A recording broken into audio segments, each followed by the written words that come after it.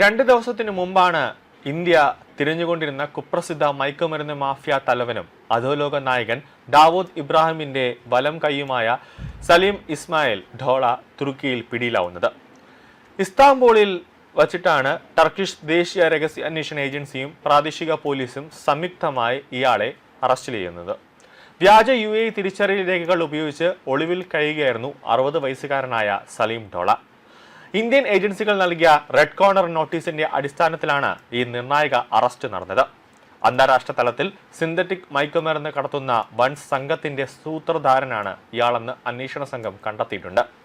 Mumbai ക്രൈംബ്രാഞ്ചും narcotics control ബ്യൂറോയും വർഷങ്ങളായി ഇയാൾക്കായി തെരച്ചിൽ നടത്തി വരികയായിരുന്നു.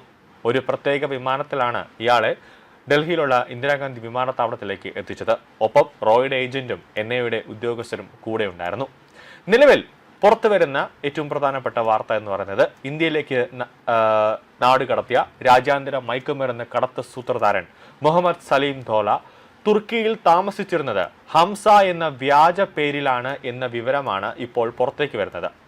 തന്നെ തിരിച്ചറിയാതിരിക്കാൻ ഹംസ എന്ന പേരിലുള്ള ബൾഗേറിയൻ പാസ്പോർട്ടാണ് ഇയാൾ ഉപയോഗിച്ചതെന്നാണ് വാർത്താ ഏജൻസിയായ PTI റിപ്പോർട്ട് ചെയ്യുന്നത്. സാധുവായ പാസ്പോർട്ടാണോ ഇതെന്ന കാര്യത്തിൽ അന്വേഷണം പുരോഗമിക്കുകയാണ്.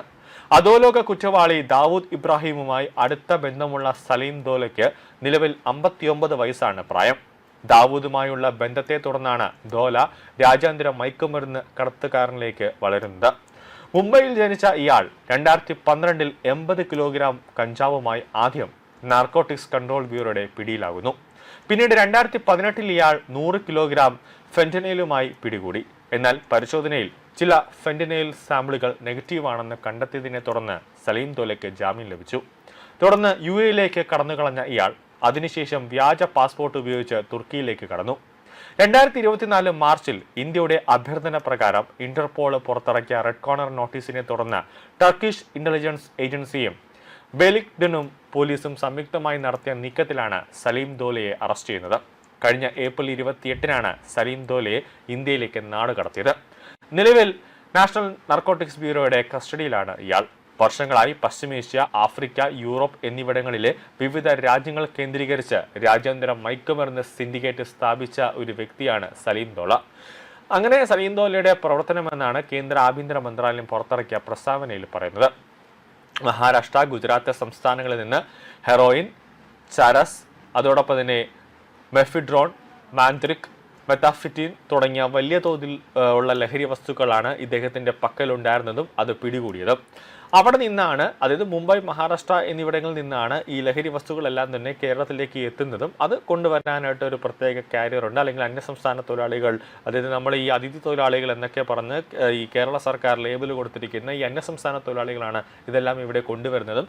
അത് ചെറിയ രീതിയിൽ പാക്കറ്റുകളിലാക്കി കോളേജ് വിദ്യാർത്ഥികൾക്ക്, അതോടൊപ്പം തന്നെ ടെക്കികൾക്ക്, അതോടൊപ്പം തന്നെ മറ്റ് മേഖലകളിൽ ജോലി ചെയ്യുന്നവർക്കൊക്കെ ഇത് സപ്ലൈ ചെയ്യുന്നതും ഈ അന്യസംസ്ഥാന തൊഴിലാളികളാണ്. മുംബൈയിലുള്ള ഒരു ടീം അല്ലെങ്കിൽ മഹാരാഷ്ട്രയിലുള്ളവരൊക്കെയാണ് ഇതിന്റെ പിന്നിൽ പ്രവർത്തിക്കുന്നത്. ദാവൂദ് ഇബ്രാഹിം ആദ്യം ഈ ഇന്ത്യയിലേക്ക് കള്ളനോട്ടുകളൊക്കെ കടത്തിവിട്ട് ഇന്ത്യയുടെ സാമ്പത്തിക ഭദ്രത തകർക്കാൻ ശ്രമിച്ചപ്പോഴാണ് ഓപ്പറേഷൻ ഗ്രീൻ ലീഫ് എന്ന പദ്ധതിയുമായി അജിത് ഡോവലും അതോടൊപ്പം തന്നെ നരേന്ദ്രമോദിയും രംഗത്തെത്തിയത്. നിലവിൽ ഇപ്പോൾ ഈ ഒരു പദ്ധതിയിലേക്കായി ഇന്ത്യ മുന്നോട്ട് പോവുകയാണ്. അതായത് മാഫിയ സംഘത്തെ പൂർണ്ണമായും തകർക്കുക എന്ന ലക്ഷ്യം.